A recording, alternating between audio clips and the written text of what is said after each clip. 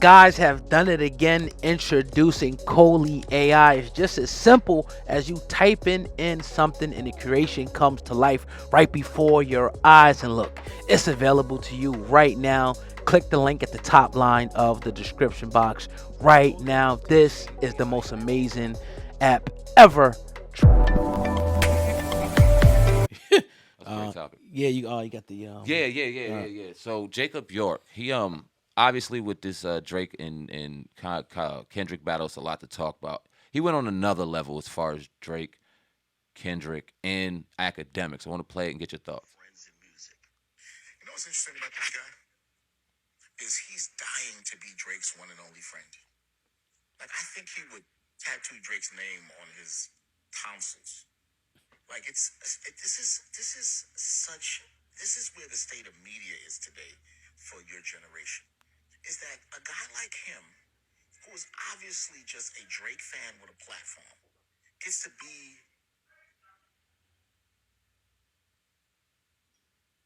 the answer. He gets to be the answer. He gets to be the word. He gets to be the information you guys have. He's literally sitting here talking about does Drake have any friends in the music because Drake has given people the stimulus package. And he's given them their ability to have the biggest records. So let's go back in days and let's use Mariah Carey. When Mariah Carey put ODB, when Puff put ODB on Mariah Carey's remix, and it was a big hit, do you really think that Mariah Carey went and got a Diddy remix because she was thinking about giving Diddy a stimulus package? Do you think when Michael Jackson put Criss Cross on his records, or when he put Heavy D on his records, when he put Biggie on his records, when he put all these people, he was thinking, hey, or anybody else, he was thinking, I need to give them the stimulus package? Do you think when Janet Jackson with Q-Tip, we can name them, right? Drake went and did records with these guys because they had an audience that he needs and they had a credibility that he needs. He was commercial. He toured with Future because Future brought a male, urban, underground, hip hop, ghetto crowd to him. He didn't give Future a stimulus package. Future was selling records before he met Drake. Now, if Madonna decides today to merge with Drake, if she was at her height when she rapped with urban artists, or let's look at 2024 and let's look at 1999. Say let's put Madonna and Drake together. Oh, when Madonna did what she did with Britney Spears, it was introducing her crowd to that and their crowd to her. This philosophy, the reason why Kendrick tried to tell you that y'all were out of touch with reality. Drake didn't give them the stimulus package. They both symbiotically helped each other. This narrative that Drake helped them and they didn't do anything for Drake is BS. Artists like Drake, who are super commercial, needs credibility to continue, especially in a market like hip hop. What do you think? Why do you think Taylor Swift raps with Kendrick Lamar? Why do you think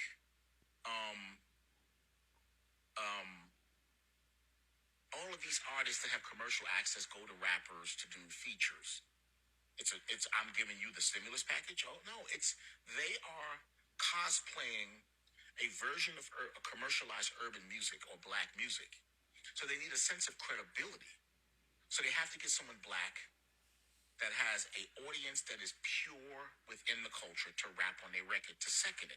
Why do you think a lot of the Korean artists that do K-pop are doing that? So again, this philosophy that Drake is giving people the stimulus package is why we say this is a per capita mentality and why y'all are colonizers. You guys come to Africa and you say, oh, we're helping y'all. Well, if you wasn't here, we'd be fine. You tell people that country isn't blues. You tell us that we're helping you with rock and roll. No, you took rock and roll fees. You guys got to stop this mentality. Cut it out. Drake did not rap with anyone he did not need to rap with. Versace was popping. Macone was popping. We could keep going. Future was doing, same damn time was out before Drake. 21 Savage was out before Drake. The Migos record was hot already. Drake went out and same way Jay-Z might have done that with other artists, like when he did it with the Her record. He needed the central, Southwest, so he rapped on Her because he knew Juvenile can give him that audience that he didn't have. But this philosophy that Jay-Z might have brought the Juvenile record to a certain level doesn't change the narrative that the Juvenile record was on its way up and it had a certain audience that Jay-Z needed. Drake and Future rapped together because they had two different audiences that needed each other. There is no Drake stimulus. Cut it out. It's disrespectful to hip-hop, to rap, to urban music, and to our culture. That guy is not like us. Stop listening to him. Just Right. to kind of put a bow on that. But what you think about that? Kind Nah. of lengthy, but drop some. Nah, but it's what Kendrick was kind of saying a little bit, in his song as well. And when I'm listening to Drake, because I've been listening to it the last couple of days, his Family Matters joint. Yeah. The first thing he says, he shouts out YG, Chuck T, and somebody else. And what the dude I think is saying, I think Jacob York is pretty accurate when I'm hearing this and putting it all together. As far as like him, I'm gonna deal with the street cred part. Like, you want to hook up with these dudes because first of all, nobody believes this dude with stuff that he's saying. You could tell he's a nerd or dork, but you talking all this street shit. But now you got to stand beside street dudes and be cool with YG and Future and 21 Savage to get that credibility. Like you're really about that life when everybody knows you're a pop star. I can definitely agree with that. I would never sit up here and say that Drake getting with another artist or doing a collabo is. I never looked at it the other way though. Like academics are saying, it's like Drake got these dudes popping, like, and to a certain extent, it's one hand wash the other though. Like he said, Future's crazy. He never needed Drake. 21 Savage never needed Drake. Some of these artists never needed Drake. Drake needs them more than they need him. Even like the Rick Ross collaborations back in the day and him being with Birdman and Wheezy. Like, them shits didn't need Drake. And Drake did his thing. I would never take nothing away from Drake as an artist. Yeah. Right? Great artist, great rapper. But interesting. That shit's very interesting to me, man. Now, I'm a little torn, though, when people say that, and I want to get your opinion on this. He's a vulture. That he might be half Jewish, but his daddy's blacker than me. You know what I mean? So I don't kind of, as far as the vulture part, not the racial part, but it's like him being from a totally different culture, him being from Toronto and whatnot. I don't know how the dude grew up and whatnot, but it's clear to see that dude, in my opinion, is a square. Yeah. A straight up and down square, a talented square. Yeah, and you know what? To answer that question, we don't know Drake. From outside looking in, yeah, we can say it. And I agree 1,000% with what you say. But you look at the dynamic between J. Cole and Drake, and I'm talking about ethnically, they're the same exact. Mama's a white, daddy's a black. Yeah. But J. Cole's looked at it at a whole different light because I think that there's a certain authenticity that J. Cole gives off amongst his peers and amongst the masses that gives him that pass to go ahead and walk and understand that he's of both white and black origin, but at the same time knowing that no, he's for the culture. He is the culture. That's this isn't fake. This isn't made up. Yeah. This isn't something that I have to try to be. This is something that I am. Yeah. Drake didn't live around. And I don't know J. Cole's situation with his dad, but Drake lived in Canada. We don't know how sheltered his life was. We see videos of him at bar mitzvahs when he was a young boy and things like that. We've heard him. So he may have, and the people that have beef with him have kind of touched on this, an identity crisis when it comes to his black side. Issue when it comes to his dad and that whole black side and just knowing the culture and being the culture, but kind of being a chameleon and knowing how to act around your black cousins, but then knowing how to act around your white ones. Damn. But being around your white ones more, so you adapt more around that. Yeah. And now that you're amongst your black cousins again, i.e. the Futures, the 21 Savages, you know how to walk and talk amongst a room full of them motherfuckers, but when you close your eyes, you watching yourself walk, it's like, niggas, damn. I just kind of feel I give that fucking type of impression from Drake. And when you look at some of my favorite Drake songs, the one with The Weeknd, the one with fucking Rick Ross, some of the Future ones, he ain't cool with none of them anymore. Yeah. None of them. Yeah.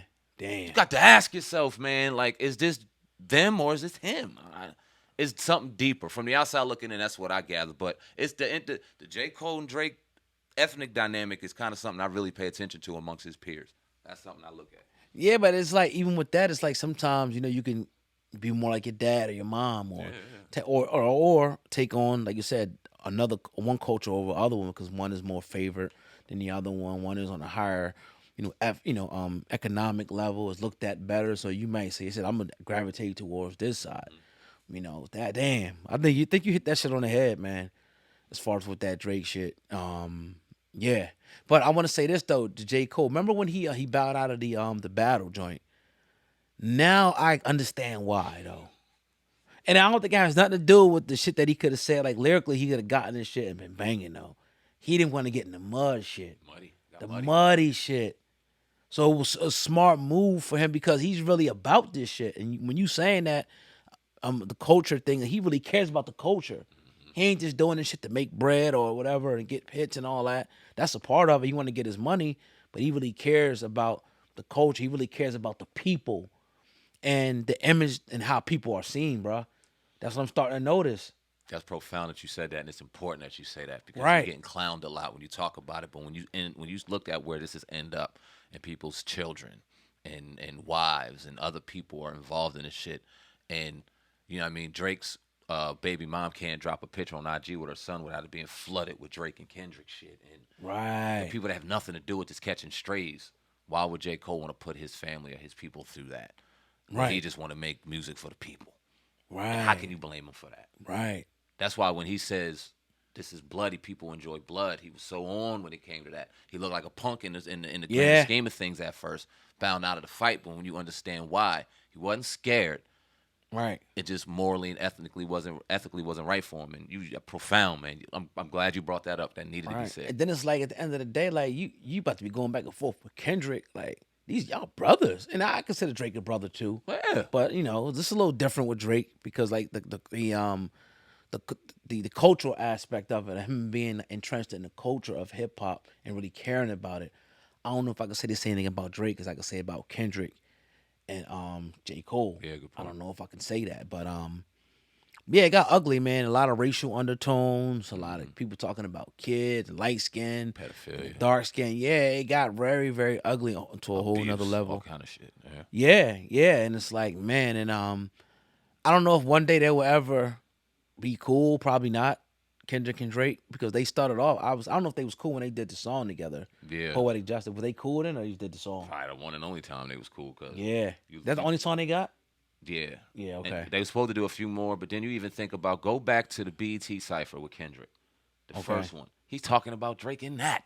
Oh, okay, So they've been had they shit. right. You know what I mean? So Yeah, I mean, definitely. But listening to it more though, Drake held his own. He didn't win the beef, but he held his own. that's what I'm saying. He held his own. If Family Matters would have came out and Kendrick would have took 15 days to respond, this conversation might be a little different in people's eyes. Yeah, The joint was a banger. The fact that Kendrick dropped the day at the fucking 20 minutes after was some fucking heat. yeah, And then had motherfuckers dancing and got a #1 record on his hands on the next one the day after, and referenced the song, the beef song yeah. that Drake brought up 24 hours before. He mentioned in the hot man, he's a beast. So hold bro. up, I forget how exactly it went. So Family Matters dropped, and then Meet the Grams. it came after that. 20 minutes after that. Oh, how And the then a fuck day I after missed that? A day after that, Right. They Not Like Us came out. Oh, And he okay. was talking about Family Matters and They Not Like Us. So he went in there in the booth as soon as it Oh, came okay. out. Salute. Spit that shit. Salute. Made a hit record. Yeah. And dropped it 24 hours later. He's an animal, bro. Come on now. And it's going crazy Come right on now. now. That That joint shit is bumping. going wild.